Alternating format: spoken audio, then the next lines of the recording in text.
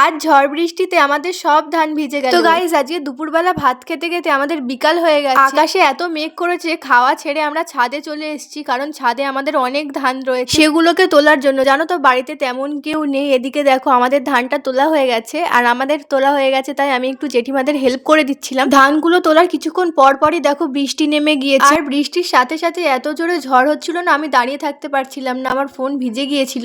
এদিকে দেখো গাছ থেকে কতগুলো আম পড়েছে, ঝড়ে যদি উড়ে যায় তার জন্য একটু অপেক্ষা করছিলাম। তারপর দেখো একটু ঝড় থামাই এই আমটা আমি তুলে নিলাম, এটা সামনের দিকে ছিল। দেখো এত জোরে ঝড় হচ্ছিল যে ডাল শুদ্ধ আম পড়ে গিয়েছে। তারপর দেখো একে একে আমি সব আমগুলোকে কুড়িয়ে নিলাম। প্রায় 40 মিনিট টানা ঝড় বৃষ্টি হওয়ার পর এখন বৃষ্টিটা থেমেছে, আর আমি ছাদে আসলাম। ছাদে এসে আমার চোখ ছানা বড়া হয়ে গেল। দেখতেই পারছো ছাদে জল জমে কি অবস্থা, তার উপরে আমাদের সব ধান ভিজে গিয়েছে। আর জানো তো এত ঝড় বৃষ্টি বিদ্যুৎ চমকানোর মাঝে বাবা মা ভাই এখনো মাঠে রয়েছে। ঝড় বৃষ্টিটা থামায় যেন স্বস্তি পেলাম। এদিকে দেখো পাশের বাড়ির কলা গাছ ভেঙে আমাদের ছাদে চলে এসছে। ভাবলাম যে বাইরে কি অবস্থা দেখে আসি। জুতো পরে যাওয়া যাচ্ছিল না তাই খালি পায়ে আসলাম। এদিকে দেখো একটা তাল গাছ পড়ে গিয়েছে। বাড়ির পিছন থেকে এসে দেখলাম যে একটা দাদাদের আম গাছ পড়ে গিয়েছে, আর আমাদের বাড়ির পিছনে রয়েছে সবেদা গাছ। সেই সবেদাগুলো পড়ে গিয়েছিল, সেগুলোকে আমি একে একে তুলে নিলাম। আমাদের সুপারি গাছ থেকে সুপারি পাতা পড়েছে। আমি সবেদাগুলো নিয়ে বাড়ি যাই, তোমরা ততক্ষণ একটা লাইক করে দাও।